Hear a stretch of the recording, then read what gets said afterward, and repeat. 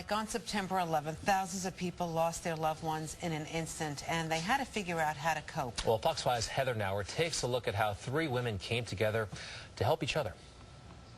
I lost my fiance, Michelle, on TWA Flight 800. He was a Harvard hockey player. Peter was someone who was very determined, very ambitious, full of life. Michael was a great guy. He was called MIA. He was always missing in action because he wanted to come home to me. Three women united by tragedy all face the sudden loss of their partner.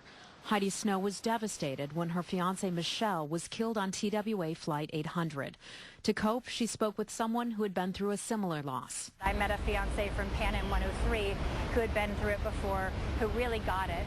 From that experience, Heidi formed the group Access, matching people who've dealt with the sudden loss of a loved one with those just beginning to grieve. 5 years after the TWA tragedy, Heidi was at ground zero in the days following 9/11.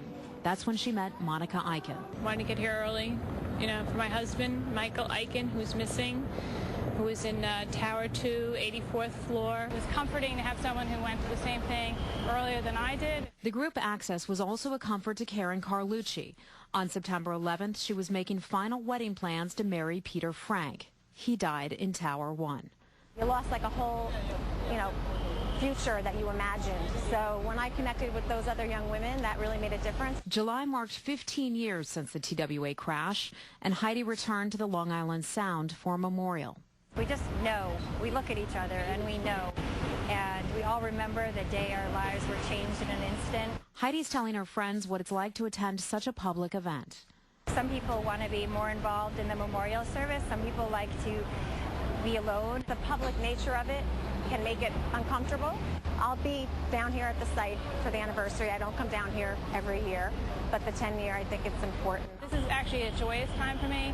I cannot wait to tell people this is the world-class memorial museum that they've been waiting for. It's amazing. With help from the group Access and their friends and family, Heidi, Monica, and Karen have all learned to deal with their loss.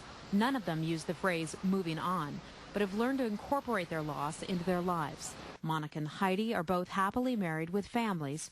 Karen is an accomplished social worker. And I'm proud to say that I really feel like I incorporated a lot of who he was actually into who I am today. God sent me his angel that day, and he took him away because he needed him for a higher calling. But he gave me the strength to do this and survive this nightmare. Now all three women are helping others, writing for the new book, Surviving Sudden Loss, stories of those who have lived it. These stories are basically can serve as a role model for people who have just lost somebody in any type of incident. The worst thing that people can say that I found for myself was,